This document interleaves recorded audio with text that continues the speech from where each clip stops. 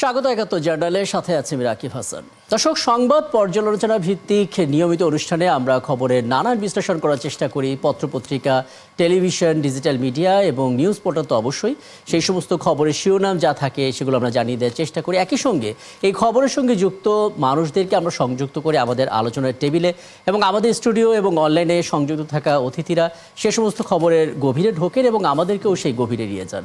সেই ধারাবাহিকতায় আজ আমাদের সঙ্গে আছেন দৈনিক ইনকিলাবের সহকারী সম্পাদক মেহেদী হাসান পলাশ। জনাব মেহেদী হাসান পলাশ, আপনাকে আমন্ত্রণ জানাচ্ছি এবং ধন্যবাদ জানাচ্ছি আপনি আমাদেরকে সময়টা দিয়েছেন এবং আশা করি খুব চমৎকার কিছু আলাপ করা যাবে এই দীর্ঘ সময় জুড়ে। এবং বলে রাখি দর্শক, আমাদের এই আয়োজনে বিভিন্ন পর্যায়ে আরও অতিথিরা পর্যায়ক্রমে যুক্ত হবেন। আজকের এই আলোচনার যুক্ত আছেন একই সঙ্গে ইসলামী আন্দোলন বাংলাদেশের প্রেসিডিয়াম সদস্য আশরাফ আলী আকুন, আছেন কেন্দ্রীয় বিএনপি সহকারী আইন বিষয়ক সম্পাদক অ্যাডভোকেট জাকির হোসেন ভূঁইয়া এবং আছেন এনসিপির যুগ্ম সদস্য সচিব আলাউদ্দিন মোহাম্মদ। আপনাদের সবাইকে আমন্ত্রণ জানাচ্ছি, ধন্যবাদ জানাচ্ছি আমাকে সময়টা দেওয়ার জন্য। এবং যেটা মেহেদী হাসান পলাশ, আপনাকে দিয়ে আলাপটা শুরু করি। 8টা মাস ধরে ঐক্যমত্য কমিশনের বৈঠক আমরা হতে দেখেছি এবং সমস্ত রাজনৈতিক দলগুলো 72 বার তারা বসেছেন। প্রথম ধাপে আমরা দেখেছি 33টা রাজনৈতিক দল, পরবর্তী ধাপে 3টা কমে 30টা রাজনৈতিক দল। সেই 30টা রাজনৈতিক দলের ভিতরে আজকে আমরা 25টি রাজনৈতিক দলকে স্বাক্ষর করতে দেখলাম, 5টি দেখলাম না, তাদের নিজ নিজ যুক্তি আছে সেখানে।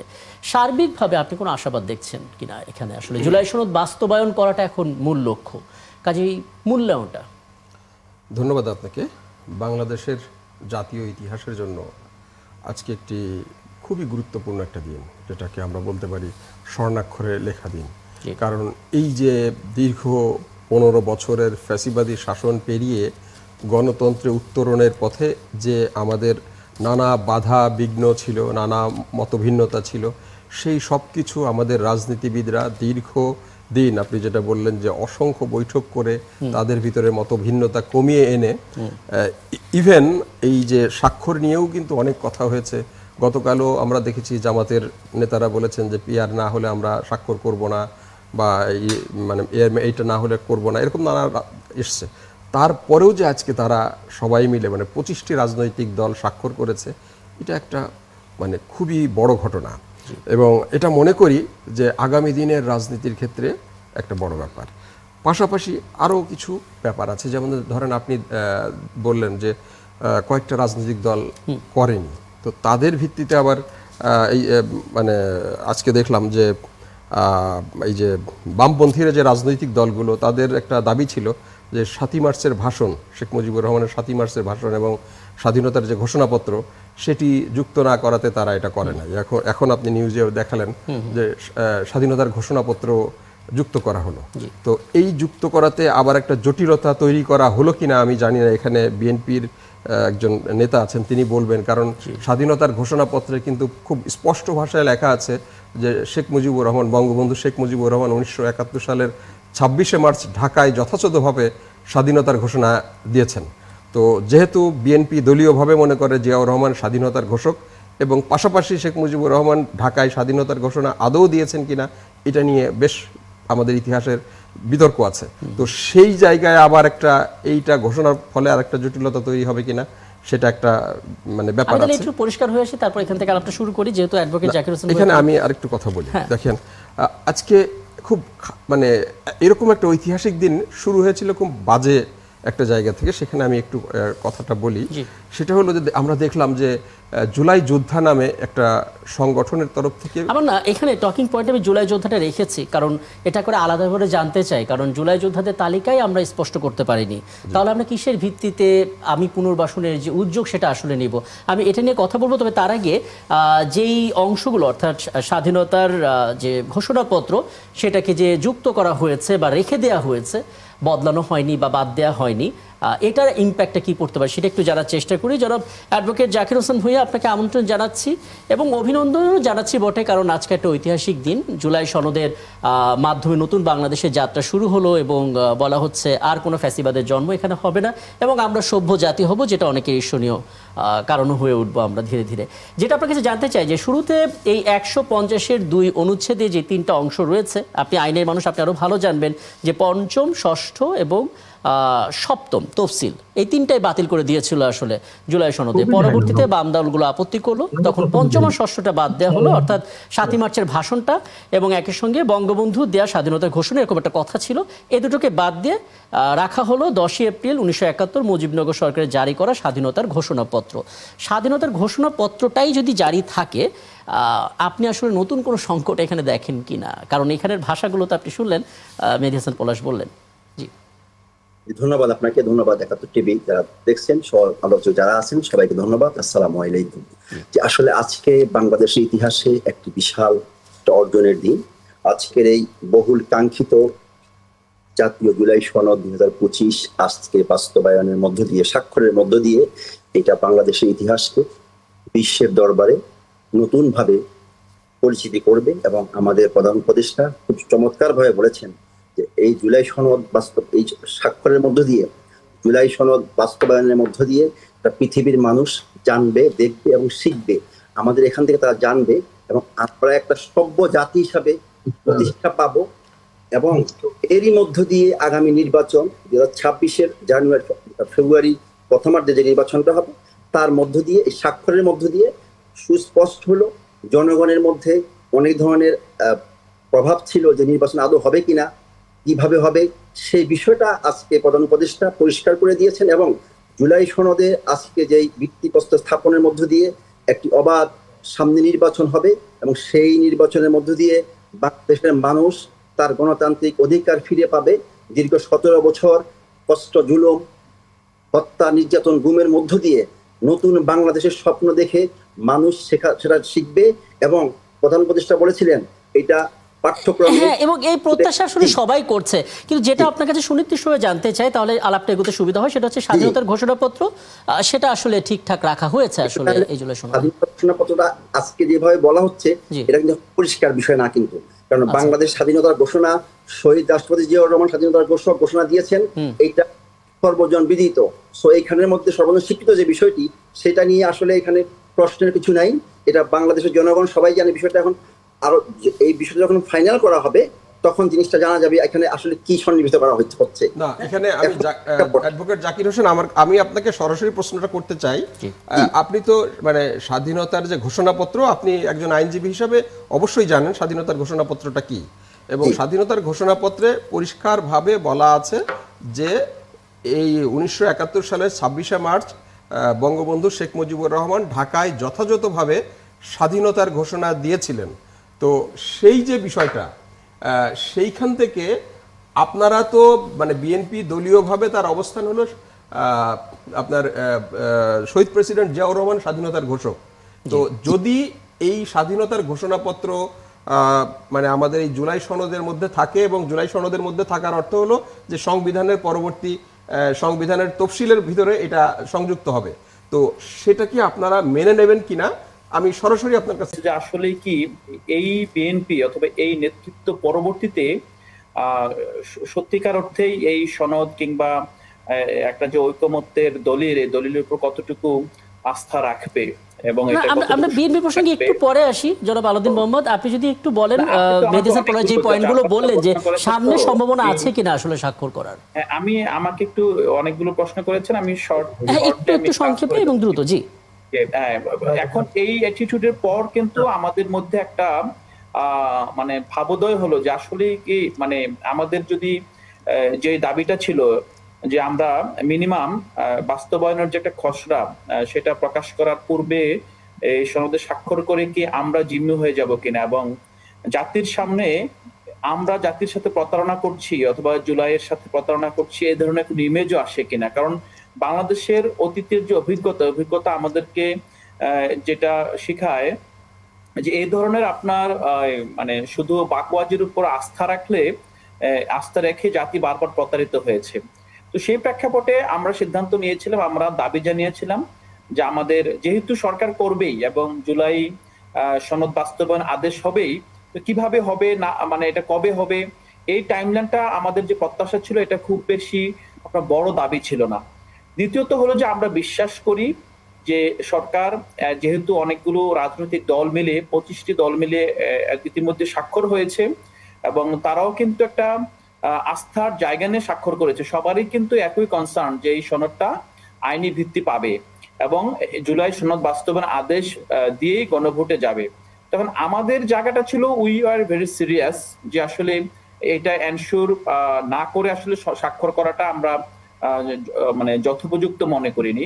বাট আমরা বিশ্বাস করি যদি সরকার এই উদ্যোগটা নেয়, যেহেতু আরো প্রায় আপনার 15 দিন সময় আছে, এই সময়ের মধ্যে অবশ্যই সম্ভব। এবং অন্যান্য রাজনৈতিক দলগুলো যারা স্বাক্ষর করেছে তারা অনেকেই এই সরকারের উপর আস্থা রেখেছে যে হ্যাঁ সরকার এটা আপনার স্বাক্ষরের পর এই দাবিগুলো নিয়ে আপনার কাজ করবে।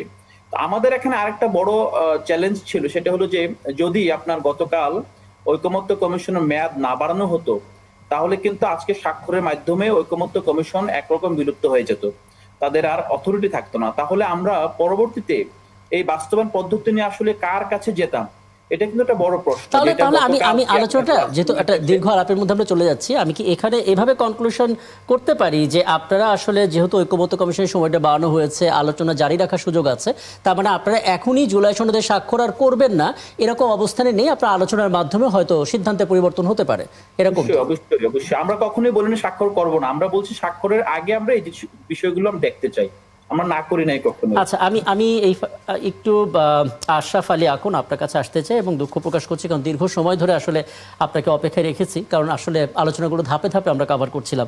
আপনি একটু বলবেন আসলে আজকে জুলাই সনদে যে সমস্ত বিষয়গুলো উঠে এসেছে আপনাদের দিক থেকে কোনো রকমের কোনো সংশয় আছে কিনা যে আসলে এই জুলাই সনদ বাস্তবায়ন হওয়ার পথে নতুন চ্যালেঞ্জ আসতে পারে বা আপনাদের যে চাওয়া সেটার প্রতিফলন ঘটেনি বা নতুন করে ফ্যাসিবাদ ফিরে আসতে পারে, কেন কোনো সংশয় আছে কিনা? বিসমিল্লাহির রহমানির রহিম। ধন্যবাদ সঞ্চালক, অন্য সঞ্চালক এবং আমার সহপার্টনার বৃন্দ, ধন্যবাদ দর্শক শ্রোতা মণ্ডলীকে। ব্যাপারটা হলো স্বাধীনতার পর থেকে যারা বিভিন্ন চেতনার নামে এদেশে রাজনীতি করছে, কেউ করছে ৭১-এর চেতনা, কেউ ৯০ চেতনা, কেউ হলো ২৪-এর চেতনা। এই চেতনাধারীরা কিন্তু চেতনার সাথে অনেকটা তামাশা করেছেন, বিশ্বাসঘাতকতা করেছেন। চেতনার যে দাবিগুলো ছিল, মানুষের যে আকাঙ্ক্ষা ছিল, সেগুলো কেউ পূরণ করে নেয়। এইটার উপরে আজকের জুলাই সনদে স্বাক্ষর করাই মানে জনগণের প্রত্যাশা পূরণ নয়, এটা কিরকম বাস্তবায়ন হচ্ছে, এর থেকে জনগণ কতটুকু সুফল পাচ্ছে, এটা হলো আসল বিষয়। এবং একটা সুষ্ঠু নির্বাচন কেমনে হবে আসল বিষয়। এটা ছাড়া এটা কাগজে কলমে আমরা সাইন করলাম, কিন্তু মানলো না কেউ। গণতন্ত্রের অধিকার যারা ক্ষমতায় ছিল তারা তো সবসময় গণতন্ত্র অধিকারকে হরণ করেছে, তারা গণতন্ত্রের সাথে বিশ্বাসঘাতকতা করেছে, তারা গণতন্ত্রের গণকে হত্যা করে একদলীয় শাসন করেছেন, কেউ একক নির্বাচন করেছেন, কেউ দিনের পর রাতে করেছেন। মূল হলো নির্বাচনটা কত সুষ্ঠু সুন্দর হবে, এটা হলো জনগণের চাওয়া পাওয়া।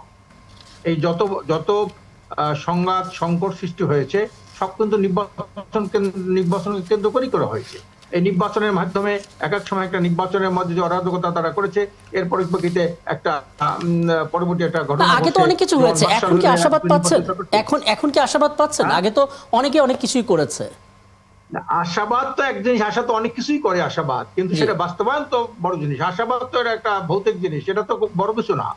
আশা তো অনেকেই করি যে এই সরকার, ডক্টর ইউনূস সাহেব একজন আন্তর্জাতিক খ্যাতিসম্পন্ন, একজন শান্তিকামী, নোবেল বিজয়ী। তাহলে এখন কোথায় সংশয়ের জায়গাটা এখনো রয়ে গেছে আপনাদের? তার যে অবস্থাটা, তার তো একটা দল করা বা দলে পৃষ্ঠপোষক করা ঠিক হয় নাই, সেটা দল করেছে, আবার দলের সাথেই তার দ্বন্দ্ব শুরু হয়েছে।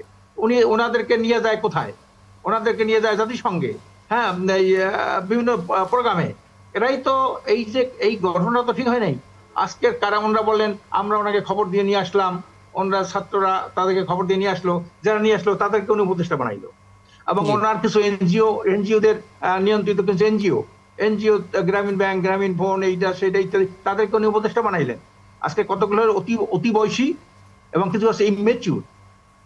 এই কারণে ইউনূস সাহেবকে যে মানুষ আশা করেছিল যে উনি একটা দেশে ভালো কিছু করতে পারবে, আসলে কিন্তু দিন দিন ওনার প্রতি মানুষের আস্থাটা।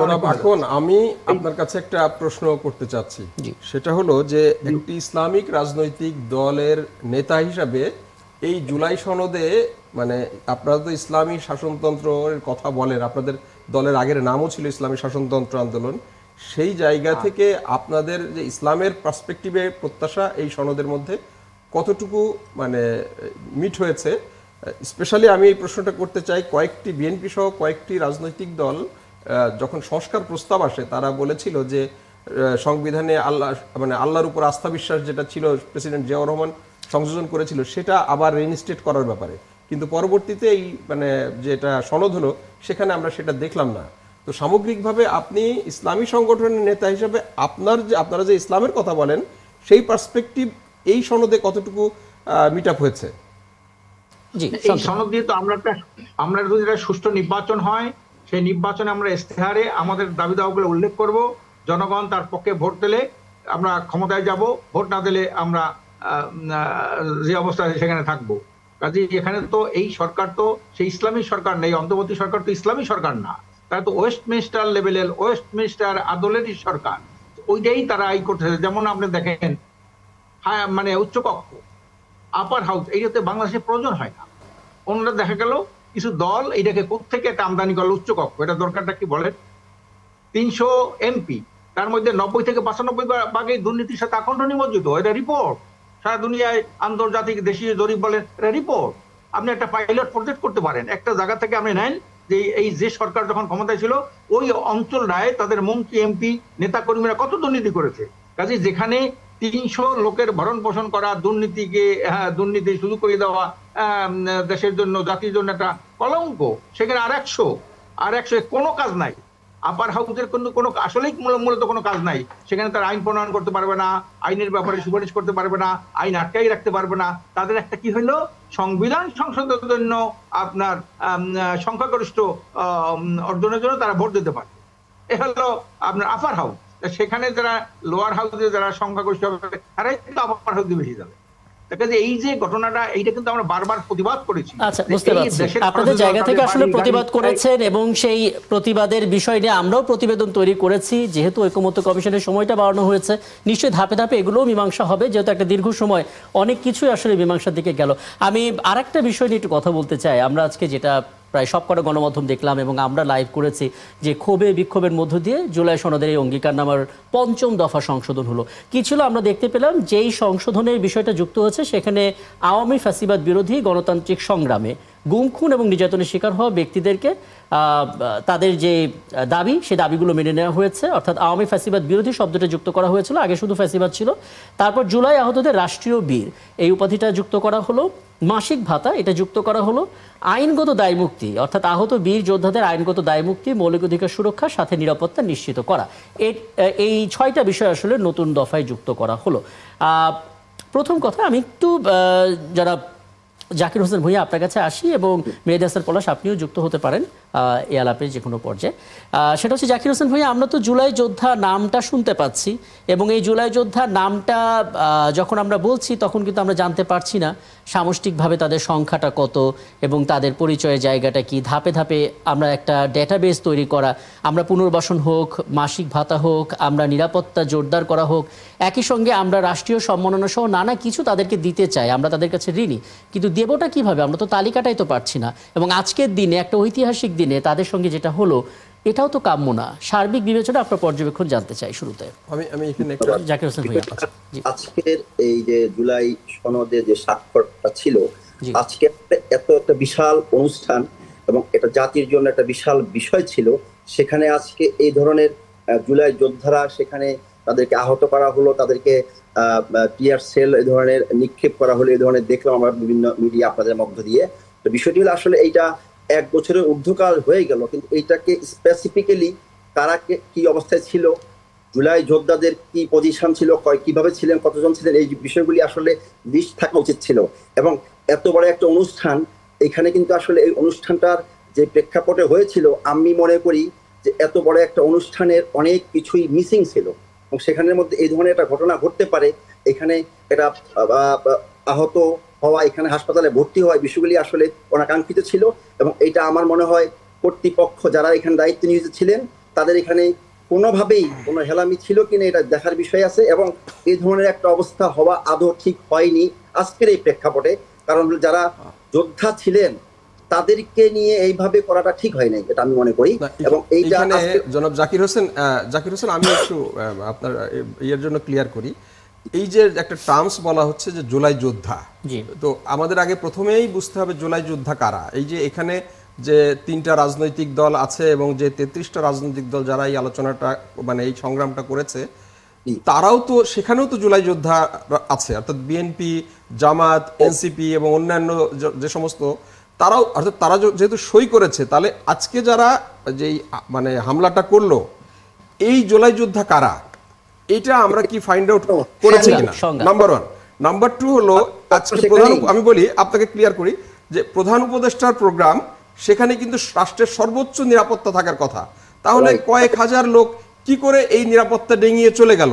তারপর আমরা তাদেরকে দেখলাম যে কিছু টি শার্ট পরা, সবাই এক ধরনের টি শার্ট পরা, এই টি শার্ট তাদেরকে কে সাপ্লাই দিয়েছে? তাই না? এটা একটা, এইগুলো বড় প্রশ্ন। প্রশ্নটা হলো তাহলে কি কেউ কি মানে মানে কোনো ব্যক্তি বা দল বা কোনো গোষ্ঠী কি মানে এই জুলাই যোদ্ধা টার্মস ব্যবহার করে গুপ্ত রাজনীতি করতে চাচ্ছে কিনা, বা কোনো ভিন্ন, এটা কি দেখা উচিত কিনা? আজকে যেই আপনার তারা, আমরা দেখলাম আপনার নিউজে দেখেছি যে মানে তারা নতুন কর্মসূচি ঘোষণা করেছে, রবিবার থেকে বিভিন্ন ইয়েতে সড়ক অবরোধের কর্মসূচি, জেলায় 3 ঘন্টা করে কর্মসূচি। তো তাহলে আমরা দেখতে পাচ্ছি যে আবার একটা নতুন সংঘাতের দিকে যাচ্ছে।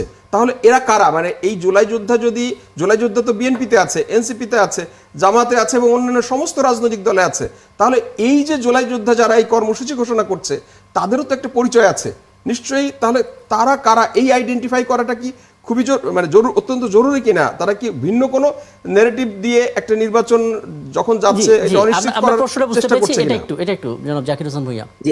অবশ্যই এই বিষয়টা আমি সেজন্যই বললাম যে আজকে একটা বিশাল প্রোগ্রাম ছিল, এটা দেশ জাতির জন্য, এটা বিশ্ববাসীর কাছে আজকে জুলাই যে সনদে স্বাক্ষরিত ছিল, এখানে কিভাবে হলো, এখানে অবশ্যই দেশের যে গোয়েন্দা বাহিনী ছিল তারা এই বিষয়টা কেন দেখেন নাই, এবং এই বিষয়টি অবশ্যই নজরে আনা উচিত। যারা এটা করছে তারা কোনোভাবেই ঘোলা পানিতে মাছ শিকারের কোনো ষড়যন্ত্র এখানে হচ্ছে কিনা অবশ্যই সরকারকে দেখতে হবে, এই বিষয়টি খতিয়ে দেখতে হবে, এবং ভবিষ্যতে এইরকম ধরনের কোনো ধরনের প্রেক্ষাপট যেন তৈরি করতে না পারে সেদিকে সজাগ দৃষ্টি রাখতে হবে।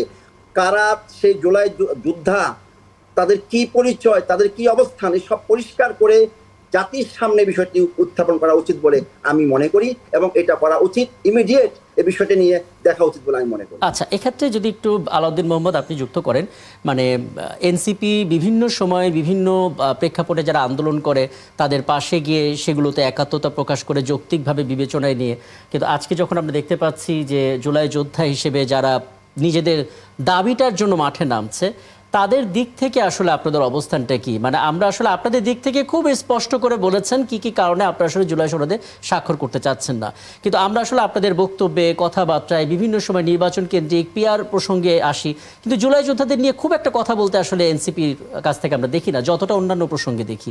এটাও কি এক ধরনের দূরত্ব তৈরি করছে কিনা আপনাদের সঙ্গে?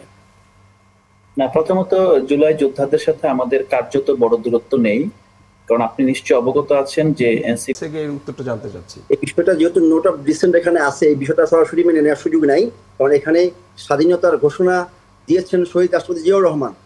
সো এখানে আমি মনে করি না ব্যক্তিগতভাবে যে এটা মেনে নেওয়ার মতো কোনো সুযোগ এখানে বিএনপিতে আছে। আচ্ছা, পরিষ্কার করলেন। আমি এটা নিয়ে সময় থাকলে আলাপটা আরেকটু বাড়াবো। আমি এখানে ছোট করে জনাব আলাউদ্দিন মোহাম্মদ, এনসিপির যুগ্ম সদস্য সচিব, আপনাকে একটু আমন্ত্রণ জানাই। আমরা দেখলাম যে জুলাইয়ে যারা আসলে খুব সক্রিয় ভূমিকা রেখেছে তাদের দলই আসলে এনসিপি, এবং সেই এনসিপি আসলে জুলাই আন্দোলনের মাঠে থাকলো। আমরা দেখেছি জুলাই ঘোষণাপত্রের সময় একটা অসন্তোষ ছিল, আজকে জুলাই সনদ দেওয়া হলো, সেখানেও এনসিপি একটা অসন্তোষ রয়েছে, এবং শুরুর দিকে বলা হচ্ছিল আইনি ভিত্তি নেই বলে এটা। পরবর্তীতে আমরা দেখলাম আপনাদের আহ্বায়ক তিনি আবার বলেছেন কিছু রাজনৈতিক দল ঐক্যমত্যের নামে জনগণের সঙ্গে প্রতারণা করে কাগজে সই করেছে। আপনাদের বক্তব্যটা কি একটু বলবেন, মানে কেন আসলে সইটা করা গেল না? ধন্যবাদ। জুলাই সনদ যেই প্রক্রিয়াটি গত প্রায় 8 মাস ধরে চলছিল, এটি কিন্তু অন্তর্বর্তীকালীন সরকারের প্রধান উপদেষ্টা অধ্যাপক মোহাম্মদ ইউনূস তার মস্তিষ্ক প্রসূত একটি চিন্তা, এবং তিনি এই সবগুলো সংস্কার কমিশনের প্রস্তাবগুলোকে কম্পাইল করে রাজনৈতিক দলগুলোকে নিয়ে একটা জুলাই চার্টার হবে এই মর্মে আলোচনা শুরু করেন।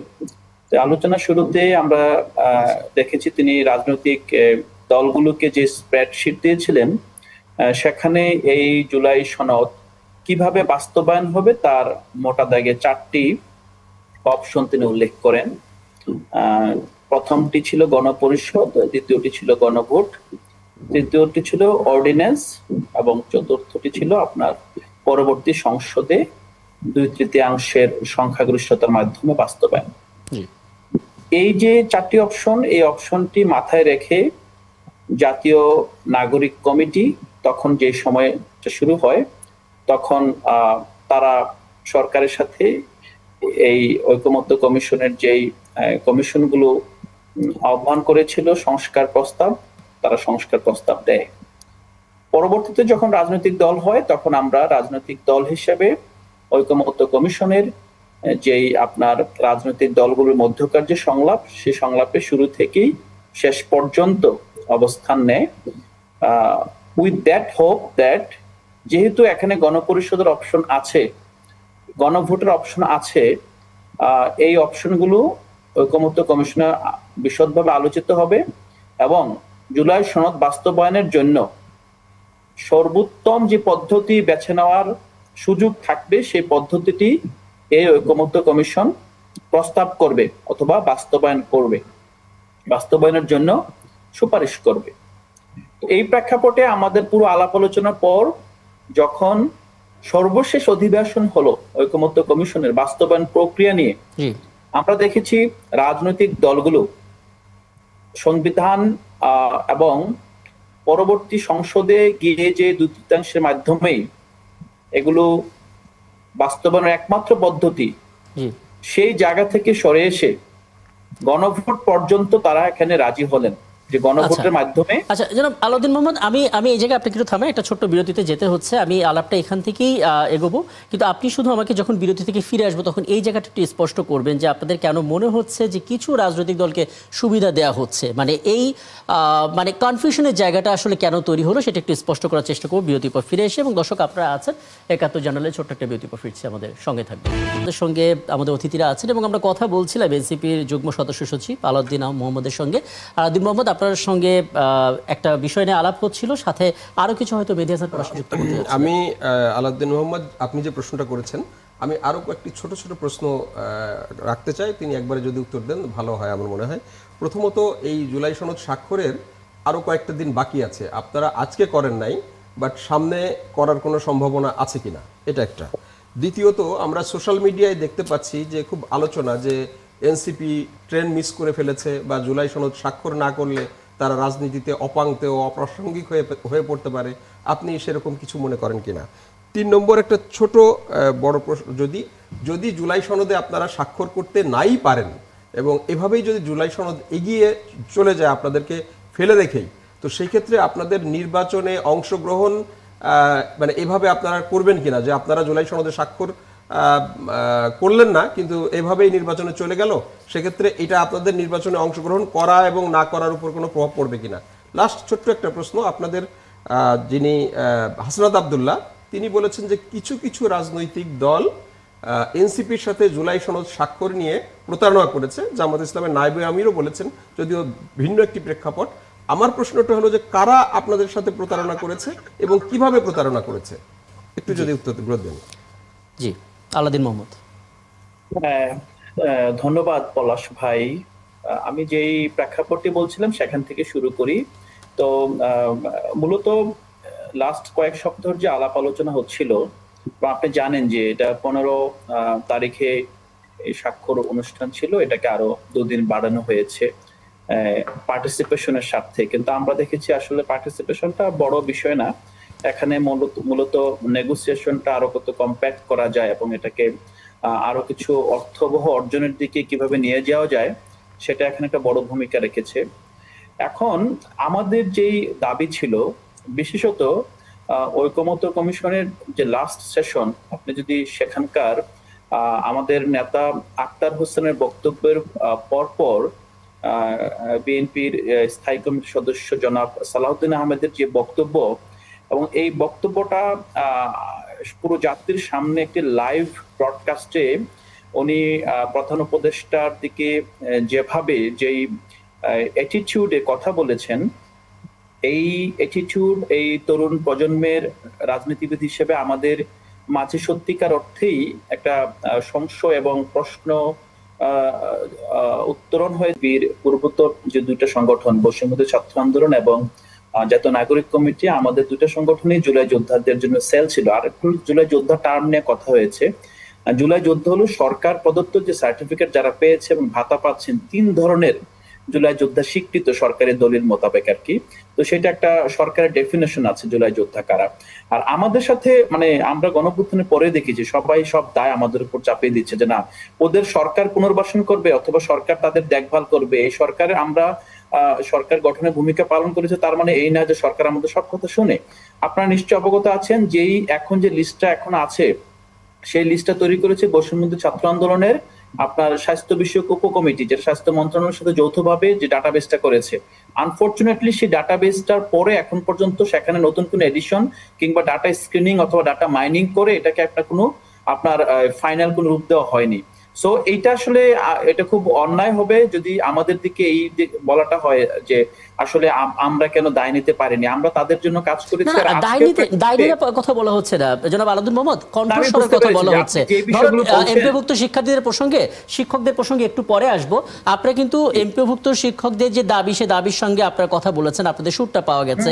জুলাই যোদ্ধাদের ক্ষেত্রে কিন্তু আমরা দেখলাম যে এরকম সুরটা সবসময় আমরা পাই না, যে কারণে আজকে কিন্তু আমরা দেখলাম যে দুজন উপদেষ্টা আসিফ মাহমুদ সজীব ভুঁইয়া এবং মাহফুজুর রহমান তাদের পদত্যাগেরও দাবি করেছেন এই জুলাই যোদ্ধারা তাদের। আমি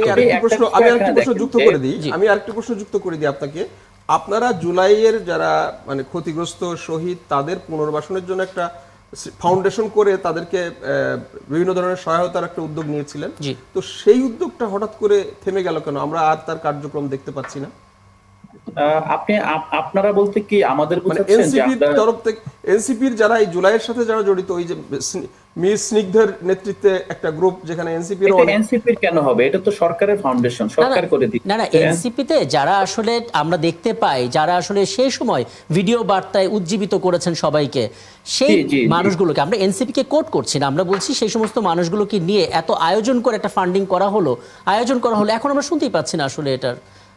এইটা দেখেন, এই বিষয়টা হলো যে আমরা জুলাই যোদ্ধা এবং জুলাইয়ের আহতদের প্রতি, শহীদ পরিবারের প্রতি খুবই সংবেদনশীল এবং আমরা যেখানে যাচ্ছি আমরা প্রথমে সেখানে শহীদ পরিবারের সাথে সংযোগ স্থাপন করছি, আহতদের সাথে সংযোগ স্থাপন করছি। কিন্তু একটা রাষ্ট্রের যে দায়িত্ব, এই দায়িত্বটা আপনার যারা এখানে দেখেন, আপনি মীর মুগ্ধের কথা বলছেন, মীর মুগ্ধ কিন্তু আপনাকে এইভাবে দেখতে হবে, তিনি তার ভাই হারিয়েছেন, তার কাছে আপনি দিয়েছেন একটা ফাউন্ডেশনের বড় দায়িত্ব। যিনি অনভিজ্ঞ, তিনি এই বিষয়ে কখনো অভিজ্ঞ ছিলেন না। এই মডেলটাই প্রথম, এটা কোনো আপনার বেস্ট অথবা এটা কোনো ডুয়েবল মডেল ছিল না। এই কাজটা কখনোই আপনার এই ছাত্র অভ্যুত্থানে যারা নেতৃত্ব দিয়েছে তাদের দায়িত্ব দেওয়ার কথা ছিল না। তাদেরকে এটা করা যেতে পারতো, ফাউন্ডেশন সঠিকভাবে চলছে কিনা তাদেরকে সুপারভাইজারি রুল দেওয়া যেত। তো এটা সরকারের বিষয়। যদি এখানে কোনো সরকার যে দায়িত্ব পালন করতে ব্যর্থ হয়েছে, আমরা বারবার বলছি এবং আমরা আমাদের উদ্যোগে রাজনৈতিক দল থেকে আমরা সেল করে দিয়েছি এবং আমাদের এখানে একজন ডাক্তার এই সেলের প্রধান, তিনি প্রতিনিয়ত তাদেরকে অবজার্ভ করছেন। তবে একটা বড় বিষয় হলো যে আপনারা নিশ্চয় অবগত আছেন, জুলাই যোদ্ধাদের একটা অংশ আপনার যে আগারগাঁওয়ে চক্ষু হসপিটালের ঘটনাটা নিশ্চয় মনে আছে, তাদেরকে পুলিশকে হস্তক্ষেপ করে হসপিটাল থেকে তাদের বের করতে হয়েছে। যোদ্ধাদের মানে তাদের মধ্য থেকে কিন্তু অনেকগুলো গ্রুপ আপনার মানে বিভিন্ন এজেন্ডা বাস্তবায়নে কাজ করেছে। তো আমাদের জায়গাটা ক্লিয়ার যে আমরা মানে একটি নতুন রাজনৈতিক দল, যাদের কোনো সংগঠন নেই, এস্টাবলিশমেন্ট নেই, আমাদের আসলে ফোকাসটা কত দিকে থাকবে? কারণ আমরা যতটা শক্তিশালী ভাবে আপনার সংস্কারের কথা বলছি, বিচারের কথা বলছি, আমরা ঠিক ততটা শক্তিশালী ভাবে কিন্তু আমরা জুলাই যোদ্ধাদের পাশে দাঁড়াতে পারছি না। কেন পারছি না? এখানে একটা বড় বিষয় দেখেন, আপনি যদি জামাত ইসলামের কথা বলেন, তারা যেভাবে মানে যে শহীদ পরিবারদের পাশে দাঁড়িয়েছে ক্যাশ পয়সা নিয়ে, ইন্ডিড মিরপুরে একটা ঘটনা ঘটলো, তার আগে প্রথমেই বলে দিয়েছে যে আমরা প্রতি পরিবারকে 1 লক্ষ করে টাকা দিব। তো এই যে একটা কালচার তৈরি হয়েছে, এখন আমাদের তো অনেক শিক্ষার্থী এখন পর্যন্ত টিউশনই করে চলে। আমরা শুধুমাত্র 2-4 জন নেতার কথা আমরা গল্প শুনি যে তারা 100 কোটি 1000 কোটি মালিক হয়েছে, কিন্তু বাস্তবতা হলো যে মোর দেন 99% আমাদের সাথে যারা যুক্ত আছে রাজনীতিতে, তারা অর্থনৈতিকভাবে সচ্ছল নয়, তারা এখনো ক্যারিয়ারের মধ্য গগনে পৌঁছেনি, তারা তাদের মতো করে একই সাথে ব্যক্তিগত জীবন মেনটেন করতে হচ্ছে, রাজনৈতিক জীবন মেনটেন করতে হচ্ছে। সো আমাদের কাছ থেকে এই প্রত্যাশাটা, আমার মনে হয় আপনি যেটা বলছেন এটা আমাদের সম্পূর্ণ আলাউদ্দিন মোহাম্মদ আপনি স্পষ্ট করেছেন, কারণ এখানে আপনারা নতুন রাজনৈতিক দল তৈরি করেছেন, আগে বড় কোনো রাজনৈতিক দল পরিচালনা করার অভিজ্ঞতা আপনাদের নেই, পাশাপাশি আর্থিক একটা সংকটের জায়গা রয়েছে, কারণ আপনারা বেশিরভাগই ছাত্ররা এবং ইয়াংরা, তারা আসলে ক্যারিয়ারের এমন পর্যায়ে নেই যেখানে আসলে আপনাদের হাতে অনেক টাকা থাকবে। তারপরও আপনারা আপনাদের জায়গা থেকে আসলে সুরটা জারি রেখেছেন কিনা সেটাই ছিল আমার প্রশ্ন, এবং আপনার জায়গা থেকে আপনি স্পষ্ট করেছেন। জনাব আশরাফ আলী আকুন, মানে আমরা যখন জুলাই যোদ্ধা নিয়ে কথা বলি তখন আপনাদেরও প্রসঙ্গ আসে, কারণ আপনারাও সেই সময় মাঠে ছিলেন, অনেক গুরুত্বপূর্ণ দায়িত্ব পালন করেছেন এবং সহায়ক শক্তি হিসেবে ছিলেন। আপনাদেরও অনেকে আহত হয়েছেন এবং তারাও আসলে এই দাবি নিয়ে মাঠে আছে। মানে আপনাদের জায়গা থেকে কি মনে হয়, মানে কতটুকু কি করা যাচ্ছে আসলে জুলাই যোদ্ধাদের? আজকের দিনে তো এটা কাম্য ছিল না, একদিকে অনেক আক্ষেপ, তার উপরে এই বাস্তবতা, কি বলবেন? আমি বলতে চাই যে আওয়ামী লীগ, ফ্যাসিস্ট আওয়ামী লীগ, জাতীয় পার্টি 14 দল ছাড়া সবাই কিন্তু জুলাই যোদ্ধা। জি, এই জুলাই যোদ্ধা এটা একটা গণমানুষের যুদ্ধ ফ্যাসিস্টদের বিরুদ্ধে। সেখানে কিন্তু কোন একটা দল, যেমন মুক্তিযুদ্ধ ছিল জনগণের যুদ্ধ, জনযুদ্ধ, সেটা আওয়ামী লীগ ব্যবহার করেছে। তারা মুক্তিযুদ্ধের চেতনা, মুক্তিযুদ্ধ কি বলে মানে তাদের কৃতিত্ব, এটা সম্পূর্ণ আওয়ামী লীগ দলীয়করণ করেছে। এই চেতনাকে আওয়ামী লীগ দলীয়করণ করেছে। এই যে মনে করেন আপনি জুলাইয়ের যে অভ্যুত্থানটা হলো, তাতে তো সবারই তো অবদান আছে। এই তিনটা গোষ্ঠী ছাড়া সকল দল কিন্তু এটার পক্ষে ছিল। ইভেন কি আর্মির একটা বিশাল অংশ ছিল এটার পক্ষে, যে আর্মিরা যদি সেই সময় যদি সহায়ক ভূমিকা পালন না করতেন, এটা অন্যদিকে অন্য খাতে যেতে পারতো। কাজে এটা তো কোনো একটা গোষ্ঠী জুলাই যোদ্ধা নাম দিয়া, আপনি দেখেন 80 থেকে 82টা এই জুলাই চেতনাকে কেন্দ্র করে দল হয়েছে।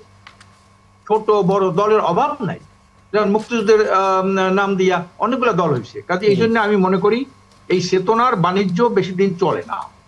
মুক্তিযুদ্ধের চেতনার বাণিজ্য যেভাবে চলে নাই, 90 চেতনার বাণিজ্য বেশি দিন চলে নাই, ঠিক 24-এর চেতনা যেটা, এটাও কিন্তু যদি চেতনার সাথে বাস্তবতা বিবর্তিত হয়, তা কিন্তু এই চেতনাও বেশি দিন চলবে না। এই চেতনা ভূমিরাঙ্গ হয়ে চলবে। এই চেতনাকে অবলম্বন যে লাগাবে, মানুষ দেখতে চায় তার অবদানটা কি, এই চেতনার কথা বলে, কিন্তু তার কর্মকাণ্ড কেমন। এই জন্য আমি মনে করি জুলাই চেতনাদারীরা যে তাদের আরো চিন্তা ভাবনা করা উচিত। জুলাই চেতনা নামে তারা আজকের যে ঘটনা তারা ঘটিয়েছে, এটা অত্যন্ত দুঃখজনক। কারণ আমরা মনে করি এই জুলাই চেতনা আর সরকার তো এক এবং অভিন্ন। এটা অনেকে বলে যেটা আন্ডারস্ট্যান্ডিং করিয়ে বোধহয় এরকম একটা ঘটনা ঘটছে, সরকারকে এটা আন্ডারস্ট্যান্ডিং করেই যে সামনে কিছু তাদের দাবি দেওয়া বাস্তবায়নের জন্য এই জন্য আমি মনে করি এখন যে আবার জুলাই যোদ্ধারা একটা সড়ক অবরোধ দিয়েছে, এমনি মানুষের জ্বালা যন্ত্র অভাব নাই। এই সরকার ট্রাফিক ঠিক মতো পালন করতেছে না, ঢাকা শহর বিভিন্ন এত রিক্সা, এত কিছু অটো, তাদের কর্মসংস্থান হচ্ছে না বিধায় এই সমস্ত বাইরের লোকগুলো ঢাকা আসা, আজ ঢাকা একটা অটো রিক্সার নগরীতে পরিণত হয়ে গেছে। এই সরকার এগুলো নিয়ন্ত্রণ করতে পারে না। আবার যদি এই বড় বড় রাস্তাগুলি আপনার 3 ঘন্টা 4 ঘন্টা অবরোধ থাকে, গাড়ি ঘোড়া বন্ধ থাকে, মানুষের যে কত দুর্ভোগ হবে। এই মানুষের এক হাসিনা যে দুর্ভোগ সৃষ্টি করে গেছে, আমি মনে করি এই জুলাই যোদ্ধারা আর মানুষের দুর্ভোগ ওনারা বাড়াবেন না, কারণ ওনাদের দাবি আদায়ের জন্য অনেক কথা আছে। সরকারের লোক, সরকারের সাথে ওনাদের ছোট্ট একটা প্রশ্ন। আপনি যেটা বলেছেন যে সরকার অবৈধ বা এরকম একটা কথা বলেছেন যে এই সরকারই অবৈধ, তো আমার প্রশ্নটা আসে যে তাহলে আপনারা তার কাছে সরকার অবৈধ না, সরকার তো অপরিপক্ক। আচ্ছা, তাহলে এখন এই যে অপরিপক্কর ক্ষেত্রে সরকার অক্ষম হইল এমন কিছু লোক উনি ঢুকিয়েছেন যাতে কোনো রাজনৈতিক আমরা দেখতে পাচ্ছি যে সরকারকে যখনই কোনো একটা গোষ্ঠী একটা চাপ সৃষ্টি করে, সরকার সেখান থেকে ব্যাক গিয়ার করে। আমরা দেখলাম যে তারা সকালবেলা এই জুলাই যোদ্ধারা যখন করলো, মানে একটা আন্দোলন করলো, সরকার তাদের কিছু দাবি মেনে নিল, আবার কয়েকটা সংগঠন স্বাক্ষর করলো না, আবার জুলাই সনদ এই যে আমাদের যে ঘোষণাপত্র সেটা যুক্ত হলো। তাহলে এটা কি মনে করেন যে সরকারের দুর্বলতা কিনা? একটু চাপ দিলেই সরকার সেটা মেনে নেয়। এই নরবরে ভাব, সরকারের নরবরে ভাব আজকে নূতন না। আমরা ঐক্যমত্য কমিশনার ছিলাম, সেখানে এই ঐক্যমত্য সরকার, এটা তো সরকারই করেছে। এটার প্রধান ছিলেন ডক্টর মোহাম্মদ ইউনূস সাহেব, উনি তো এইটার প্রধান। কিন্তু দেখতাম যে ওই ঐক্যমত্য কমিশনের একটা দলের দিকে তাকাই কথা বলে, ওই দল যেভাবে ইশারা করে বা আগে যেভাবে তারা প্রেস কনফারেন্স দেয়, সেই কথা নিয়েই তারা বক্তব্য দেয়। ওদিকে তাকাই কথা বলে। আমরা যত কিছু বলি, আপনি দেখেন এতদিন বৈঠক হইলো, আমরা জামাত ইসলাম সহ প্রথম তো অধিকাংশ দলেই আমরা পিআরের পক্ষে ছিলাম। কয়েকটা আয়োজন করেছি, তবে আপনাকে বিশেষভাবে ধন্যবাদ এই অর্থে যে আপনি খুব চমৎকার একটা বিষয় উল্লেখ করেছেন যে মুক্তিযুদ্ধ নিয়ে যে চেতনা ব্যবসা চলছে আমরা দেখেছি, সেটা নিয়ে যেন আবার এই জুলাই যোদ্ধা তারা যেন আসলে জুলাই নিয়ে যেন সেই ব্যবসাটা না করতে পারে। একদম, কারণ আমরা যেমন মুক্তিযোদ্ধাদের তালিকা তৈরি করতে পারি, জুলাই চেতনার ব্যবসা যেন আবার মানে বাংলাদেশে প্রচলন না হয়। একদম একদম ফ্যাসিস্টদের মতো তারাও কিন্তু আস্তে করে নিযুক্ত হবে। একদম, এই বার্তা দিয়ে আমরা আলাপটা শেষ করি।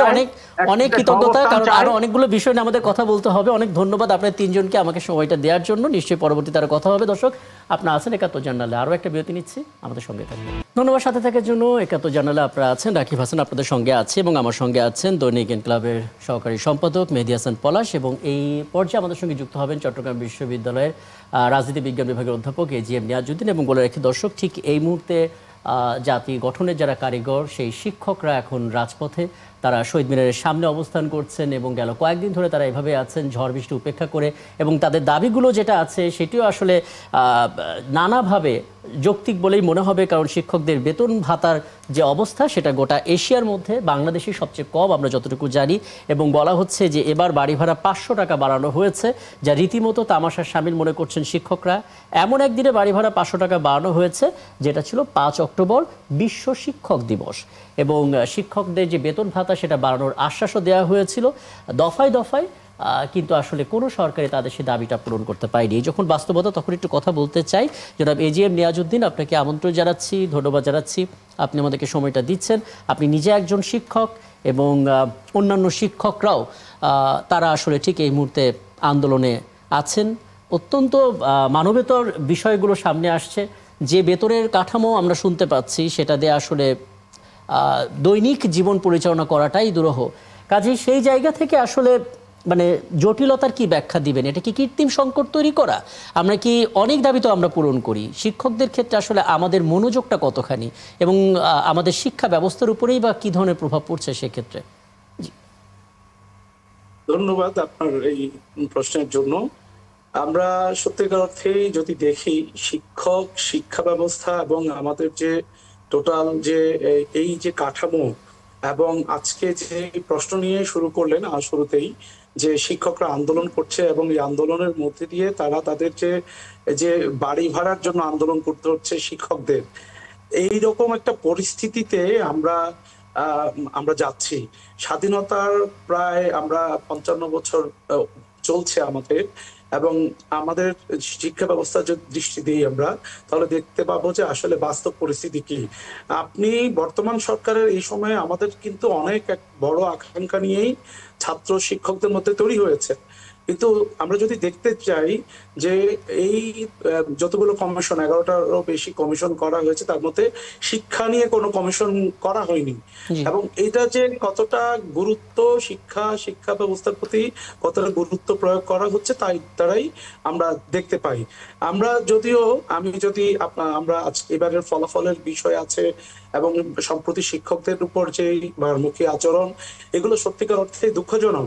একজন শিক্ষক, তিনি স্কুল শিক্ষক বা কলেজ শিক্ষক হোক, যারা সরকারি বেতন ভাতা সমপরিমাণ পান না, তারা কিন্তু ঠিকই পাঠদান করছেন, তারা ঠিকই তাদের দায়িত্ব পালন করছেন, জাতি করার কারিগর। এখন তাদেরকে যদি আমরা অভুক্ত রাখি, তাদের জন্য তাদের আবাসন, তাদের শিক্ষা, তাদের চিকিৎসা, তাদের এই পরিচালন ব্যয়, সেই ব্যাপারে যদি সরকার এবং এই রাষ্ট্র যদি উদ্যোগ না নেয়, তাতে কি শিক্ষা ব্যবস্থার শক্ত ভিত দাঁড় করানো যাবে? শিক্ষা এই জাতির মেরুদণ্ড আমরা বলছি, সেই মেরুদণ্ড যদি শক্তপোক্ত করতে হয়, তাহলে শিক্ষা ব্যবস্থা, শিক্ষক, শিক্ষার্থী, পাঠদান পদ্ধতি, শিক্ষা পদ্ধতি সবকিছুর মধ্যে গুণগত পরিবর্তন অত্যন্ত জরুরি। সুতরাং আমরা একটি প্রশ্নের উত্তরের মধ্যে দিয়ে আসলে এই সবকিছুর সমাধান খুঁজে বের করা যাবে না। জনাব নিয়াজউদ্দিন, আমার একটা ছোট্ট প্রশ্ন আছে আপনার কাছে। আমরা আমাদের যিনি এই সরকারের জনাব নিয়াজউদ্দিন, আমাদের এই সরকারের যিনি শিক্ষামন্ত্রী, তিনি কিন্তু উপদেষ্টা, শিক্ষা উপদেষ্টা, তিনি কিন্তু একজন শিক্ষক, এবং আমরা বহুদিন পরে আমাদের দেশে আমরা শিক্ষামন্ত্রী বা শিক্ষা মন্ত্রণালয়ের দায়িত্বে একজন উপদেষ্টাকে পেলাম যিনি একজন শিক্ষক, তো পেশায় শিক্ষক এবং রানিং শিক্ষক ছিলেন। তো তারপরেও কেন আমরা শিক্ষকদেরকে এভাবে রাস্তায় নামতে হচ্ছে? তিনি তো শিক্ষক হিসাবে তিনি আপনার মতোই শিক্ষক, আপনি যেভাবে বুঝছেন তার অনুভূতিও তো একই রকম। তারপরেও কেন শিক্ষকরা এইভাবে শহীদ মিনারে রাতের পর রাত ঘুমাবে? উনি ঢাকা ইউনিভার্সিটির টিচার, ঢাকা বিশ্ববিদ্যালয়ের ভিতরে শহীদ মিনারে তারা ঘুমিয়ে আছে, তো কি তিনি সেখানে যাচ্ছেন না কেন? এরকম হচ্ছে কেন? জি, ধন্যবাদ আপনার প্রশ্নের জন্য। সত্যিকার অর্থেই যে একজন শিক্ষামন্ত্রীর দায়িত্ব নিয়েছেন, এটা অত্যন্ত একটা খুশি হওয়ার মতো বিষয়। এবং তিনি দায়িত্ব নিয়েছেন অল্প কিছুদিন আগে। তার আগে আমাদের বর্তমান যে পরিকল্পনা উপদেষ্টা ওয়াহিদুদ্দিন মাহমুদ তিনি ছিলেন, তিনি দায়িত্ব নিয়েছেন অল্প কিছুদিন আগে। তথাপি আমি এটা বলবো যে পুরো সরকারের রাষ্ট্রের দৃষ্টিভঙ্গি শিক্ষা সবসময় অবহেলিত। সুতরাং এই জায়গায় আপনি যেটা বললেন প্রত্যাশা আছে ওনার কাছে, উপদেষ্টার কাছে, কিন্তু তার যে মেশিনারিজ এবং এই যে আমলাতন্ত্র এবং আমাদের পুরো, আমি আপনাকে যেটা দিয়ে আলোচনা শুরু করেছি যে এতগুলো কমিশন গঠন হয়েছে, কমিশনগুলো কেন গঠন হয়েছে? নিশ্চয় গুরুত্বের ভিত্তিতে গঠন করা হয়েছে। তো একটা জাতির আমাদের যে শিক্ষার যে পদ্ধতি, আমরা এগুলো নিয়ে এত এক্সপেরিমেন্ট চলছে দশকের পর দশক, সেটার জন্য একটা কমিশন যে করাটা অত্যন্ত জরুরি ছিল, সেটা আমরা পাইনি। সরকারের শুরুতেই সরকার করেনি। কিন্তু আপনি যেটা বললেন, আসলে উপদেষ্টা আমাদের একজন শিক্ষক, তিনি অবশ্যই শিক্ষকদের ব্যথা বেশি বুঝবেন, কিন্তু এটার জন্য পর্যাপ্ত বাজেট বরাদ্দ, এটার জন্য যে পরিকল্পনা এবং এটার যে বাস্তবায়ন, তার সাথে তো একটা বৃহত্তর যে একটা দৃষ্টিভঙ্গি এবং রাষ্ট্রের যে পরিকল্পনার ভেতরে এটার যে গুরুত্ব, সেটা এটা জরুরি। আরেকটা ছোট্ট প্রশ্ন করি আপনার এখানে, আপনি কি মনে করেন কিনা যে শিক্ষকদের এই বঞ্চনার পিছনে শিক্ষক রাজনীতি একটা বিষয় জড়িত? কারণ এই শিক্ষকদেরও কিন্তু যে যারা আন্দোলন করছে তাদের ভিতরেও কিন্তু নানা গ্রুপ আছে, বিএনপির একটা গ্রুপ আছে, জামাতের একটা গ্রুপ আছে, অন্যান্য রাজনৈতিক দলের একটা গ্রুপ আছে, এখন যারা আন্দোলন করছে তারাও একটা বিশেষ রাজনৈতিক দলের একটা গ্রুপের, যদিও আন্দোলনটা অত্যন্ত লজিক্যালি এবং মানবিক দিক দিয়ে এ নিয়ে কোনো দ্বিমত নাই। কিন্তু আমার প্রশ্নটা হলো যে এই যে মানে শিক্ষকদের এই বঞ্চনার পিছনে শিক্ষক রাজনীতি কতটুকু মানে দায়ী বলে আপনি মনে করেন? একটু সংক্ষেপে। জি, শিক্ষক রাজনীতি, আমি একটা কথা বলি, আসলে শিক্ষকদের রাজনীতির যে ইনভলভমেন্ট এটা আসলে খুবই কম আমি মনে করি। এবং এটা আমাদের সরকারের, আমাদের যে রাজনৈতিক সংস্কৃতি, সরকারগুলো সবসময় শিক্ষকদের রাজনীতির মাধ্যমে বিশ্ববিদ্যালয়গুলোকে নিয়ন্ত্রণের একটা চেষ্টা দেখি। আমার মনে হয় যে এই যে স্কুল কলেজ পর্যায়ে এই যারা আন্দোলন করছেন তারা আসলে, আপনি বললেন যৌক্তিক দাবিতে এসছে। তো এই সংস্কৃতি থেকে আমাদের যে শিক্ষকদের রাজনীতির যে সংস্কৃতি, সেটা একমাত্র পরিবর্তন করার সুযোগ আছে রাজনীতিবিদদের। কারণ রাজনীতিবিদদের এই ধরনের আশকারা এবং নানান রকম এই প্রক্রিয়ার মধ্যে যে ইনভলভমেন্ট সেটা থাকে। তথাপি আমি বলবো যে এটা কিন্তু খুব একটা বেশি মাত্রায়ও না। রাজনীতি, শিক্ষকদের প্রভাবটাও রাজনীতিতে আসলে খুব বেশি না। এটাও আমাদের মনে করি যে রাজনৈতিক সংস্কৃতি যদি এখন আসলে শিক্ষকরা রাজনীতির শিকার হচ্ছেন নাকি রাজনীতির মাধ্যমে শিক্ষকদেরকে জড়িয়ে ফেলা হচ্ছে, সেটা একটা বড় প্রশ্ন বটে। আবার এটাও আমরা বলতে শুনি যে ঢালাও ভাবে স্কুলগুলোকে বানিয়ে, কলেজগুলোকে বানিয়ে শিক্ষকদেরকে তার সঙ্গে যুক্ত করার পর সেগুলো পরিচালনা করতে না পারার কারণে অনেক শিক্ষকরা ভোগান্তির মধ্যে পড়ছে। মানে আমাদের গ্রামাঞ্চলে হয় কি যে কিছু মানুষ, আমরা যেটা দেখি আর কি সবসময়, যে বেকার আছে, সবাই মিলে একটা শিক্ষক একটা স্কুল বানিয়ে ফেলে, তারপরে আবার এমপির কাছে যায় যে এটাকে নিবন্ধনের জন্য ডিও লেটার নিয়ে আবার মন্ত্রণালয়ের তদবির শুরু হয়। এবং ওই নিয়োগটাতেও কিন্তু দেখা যায় যে আপনাকে শিক্ষক হিসেবে নিয়োগ দেব, যেহেতু আমার এমপিও ভুক্ত করতে হয়তো এত টাকা খরচ হবে, প্রত্যেকটা শিক্ষক আপনি 3 লাখ টাকা 5 লাখ টাকা করে দিবেন। এই যে প্রক্রিয়াটার ক্ষেত্রে কিন্তু আবার ওই শিক্ষক মানে শিক্ষকের যে মানটা সেটাও কিন্তু রক্ষিত হয় না। আমার আসলে এই বিষয়টা নিয়ে কথা বলতে ভীষণ রকম ইচ্ছা করছিল, কিন্তু একেবারেই সময়টা কম, কারণ আরও একটা গুরুত্বপূর্ণ বিষয় আমাদের হাতে রয়েছে, সেগুলো নিয়ে কথা বলতে চাই। এবং জনাব এজিএম নিয়াজউদ্দিন, অনেক ধন্যবাদ, আপনি আমাদের সঙ্গে আছেন। একটা ছোট্ট বিরতির পর আমরা ফিরছি। দর্শক, আপনারা আছেন একাত্তর জানালে, আমাদের সঙ্গেই থাকবেন। আমরা আরেকটি বিষয় নিয়ে কথা বলতে চাই। বেশ কিছুদিন ধরে আমরা দেখতে পাচ্ছি রাজধানীর অলি গলিতে যে সমস্ত জায়গাগুলো আছে অপ্রত্যাশিতভাবে সেখানে খনন করা হচ্ছে। নানা যুক্তিতে খনন করা হয়, বেশিরভাগ ক্ষেত্রে বলা হয় ড্রেনেজ উন্নয়ন প্রকল্প, এবং সেই জায়গা নিয়ে আসলে জনদুর্ভোগে কাজ করেন আমাদের সহকর্মী সুমন মাহমুদ এ পর্যায়ে যুক্ত হচ্ছেন। সুমন মাহমুদ, একাত্তর জানালে আপনাকে আমন্ত্রণ জানাচ্ছি। আপনি সাধারণত এই শহরে যে সমস্ত দুর্ভোগগুলো থাকে, জনদুর্ভোগ, কৃত্রিম যে সংকটগুলো তৈরি করা হয় সেগুলো নিয়ে কাজ করেন। সেই ধারাবাহিকতায় আপনি মিরপুর 11-র পলাশনগরে গিয়েছিলেন, সেখানে দুর্ভোগ, ড্রেনেজ উন্নয়ন প্রকল্প ব্যবস্থাপনা এবং জনদুর্ভোগের ছবি দেখে এসেছেন। প্রথমত বলবেন সংক্ষেপে যে কারা এই খননের কাজটা করছে এবং এই খননের কাজ করার জন্য একটা টাইম ফ্রেম তো থাকে যে এতদিন পর কাজটা শেষ হবে। আপনি আসলে কোথায় কোন গলতটা পেয়েছেন একটু ধারণা দেবেন যে মানুষ আসলে কি ধরনের দুর্ভোগের শিকার হচ্ছেন। মেহেদী হাসান পলাশ, আপনি যুক্ত করতে পারেন। জি রাকিব, আপনাকে ধন্যবাদ। রাকিব, আপনি জানেন যে ঢাকা উত্তর এবং দক্ষিণ সিটি কর্পোরেশনের যে ওয়ার্ডগুলো রয়েছে সেগুলোতে তারা এই যে বর্ষার সিজন আসলেই তারা একটা উন্নয়ন কাজ হাত দেয়, সেটা হচ্ছে যে ড্রেনেজ ব্যবস্থার উন্নয়ন। যে আগে যে পাইপগুলো ছিল, যে পাইপগুলো দিয়ে পানি নিষ্কাশন হতো, সেই পাইপগুলোকে তারা পরিবর্তন করে আকারে বড় আকারের তারা পাইপগুলো ব্যবহার করছে। এবং সেই ক্ষেত্রে যে বিষয়গুলো আমাদের সবসময় আমরা সাধারণ মানুষের কাছ থেকে আমরা দুর্ভোগের বিষয়টি পাই, সেটি হচ্ছে যে একটি এলাকার পুরো রাস্তাগুলো তারা একসঙ্গে কেটে ফেলে, যার ফলে এলাকার লোকজন যারা আছেন তারা আসলে ব্যবহারের জন্য কোনো রাস্তা তারা খুঁজে পান না। এবং রাস্তাগুলো এমন ভাবে কাটা হয়, একটা সময় রাস্তার এক পাশ ধরে কাটা হতো, কিন্তু এখন আমরা যে দুই সিটি কর্পোরেশনের কাজ দেখতে পাচ্ছি সেখানে আসলে সম্পূর্ণ রাস্তার যে মাঝখানটি আছে সেই মাঝখানটিতে তারা আসলে কাটছেন এবং বড় আকারে পাইপ বসাচ্ছেন। দেখা যায় যে পাইপ বসানোর পরে তারা আসলে একটি পিট তৈরি করেন, পিট তৈরি করার পরে 1.5 মাস 2 মাস ধরে আসলে ঠিকাদারি প্রতিষ্ঠানের কোনো উপদেশ পাওয়া যায় না, তারা উদাও হয়ে যান। এই যে 1.5 মাস 2 মাস সময় থাকে, এই 2 মাস বা 1.5 মাসের মধ্যে এলাকার মানুষজন যথেষ্ট ভোগান্তিতে পড়েন। সাধারণ মানুষ যেমন তেমন ছোট বাচ্চা এবং বয়স্ক যারা আছেন তারা আসলে এই রাস্তাগুলো ব্যবহার করতে পারেন না। কারণ আপনি জানেন যে ছোট বাচ্চা এবং যারা বয়স্ক আছেন তারা ফিজিক্যালি আনস্টেবল থাকেন, তারা যারা ইয়াং আছেন তাদের মতো করে রাস্তা চলাফেরাই করতে পারেন না, কোনো কিছু ধরে তারা রাস্তা পারেন না এবং প্রতিনিয়ত সেখানে দুর্ঘটনা হচ্ছে। আপনি যে বিষয়টি বললেন যে আসলে কবে শুরু হয়, প্রতিটি ঠিকাদারি প্রতিষ্ঠানের একটি নির্দেশনা দেয়া থাকে যে তারা যখন কাজ তৈরি করবে ঠিক একটি সাইনবোর্ড সেখানে রাখবে যে কি ধরনের কাজ হচ্ছে, কত দিনের মধ্যে কাজটি শেষ হবে, কোন কোন রাস্তা দিয়ে তারা কাজ করবেন। কিন্তু ঠিকাদারি প্রতিষ্ঠানের যে অনিয়ম প্রথম, সেটি হচ্ছে যে তারা কোনো ধরনের এই ধরনের কোনো সাইনবোর্ড তারা ব্যবহার করেন না। আপনি যে রাস্তাতেই যাবেন গিয়ে দেখবেন যে রাস্তাগুলোতে ঝরে কেটে ফেলে রাখা হয়েছে, কাজ হচ্ছে। সুমন মাহমুদ, দুটো প্রশ্ন আছে আপনার কাছে ছোট। সেটা হলো যে এই যে দুর্ভোগের কথা বললেন, আমরাও তো রাজধানীতে চলি, এটা মোটামুটি সারা ঢাকা শহরের এই অবস্থা। আপনি কি মনে করেন কিনা যে এই যে মানে সিটি কর্পোরেশনগুলোতে নির্বাচিত জনপ্রতিনিধি না থাকা এর জন্য কোনো দায়ী কিনা? দ্বিতীয় প্রশ্ন হলো, এই যে ঠিকাদারের প্রশ্নটা বললেন, আমরা বিগত সময়ে যে ধরনের এই কাজে যে দুর্নীতি দেখেছি, আর এই মানে জুলাই পরবর্তী সময়ে যারা কাজ করছেন, এই দুর্নীতি বা কাজের মানের অনিয়মের ক্ষেত্রে কোনো পার্থক্য আছে কিনা, না একই রকম ভাবেই হচ্ছে? একদম খুব সংক্ষেপে সুমন। জি জি, দুর্নীতির বিষয়টা যদি বলি, যে কাজের যে মান, সেই মান নিয়ে বরাবরই প্রশ্ন থাকে। আগে যে ধরনের কাজ হয়েছে এখনো একই রকম কাজ হচ্ছে, মান নিয়ে যথেষ্ট প্রশ্ন আছে। যে পিটগুলো তৈরি করা হচ্ছে ড্রেনেজ ব্যবস্থা উন্নয়নের জন্য, সেই পিটগুলোতে আসলে কয়েকদিন পরে সেগুলো ভেঙে যাচ্ছে, পানি লিক করে পানি পড়ছে। তাছাড়া যে আপনার যে জনপ্রতিনিধির কথা বলেন, সেই জনপ্রতিনিধির কথাটি যদি বলি, তারা থাকা অবস্থায় কিন্তু একই রকম পরিস্থিতি ছিল।